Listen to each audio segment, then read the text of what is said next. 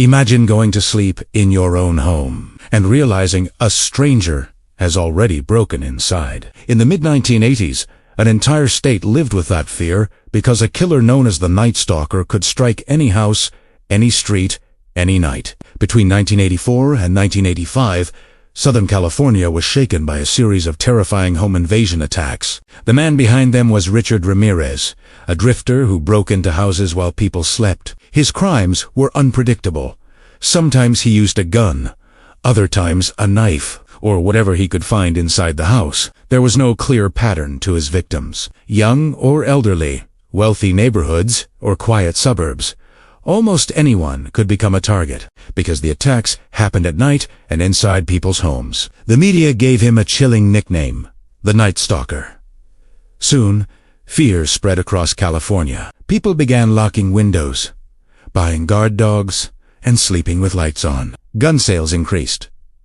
Neighborhoods formed watch groups. For more than a year, the killer seemed to vanish after every attack. But investigators slowly started connecting clues. Survivors described a thin man with long hair and distinctive rotten teeth, which became an important detail in the investigation. Fingerprints from stolen cars also helped police link the crimes together. Then, in August 1985, authorities finally identified the suspect, Richard Ramirez. His photo was suddenly everywhere: newspapers, television, and police bulletins. And that's when the story took an unexpected turn.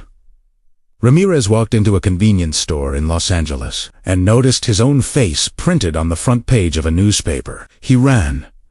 But the public had already recognized him. Residents chased him through the streets. Several people tackled him, beating him and holding him down until police arrived. After a year of terror, the Night Stalker had finally been captured, not just by police, but by the community he had terrified. In 1989, Ramirez was convicted of multiple murders and other violent crimes, and received numerous death sentences. But the execution never happened. He died in prison in 2013, while still on death row. Even decades later, the Night Stalker case remains one of the most chilling reminders of how a single criminal can change how an entire society feels about safety in their own homes.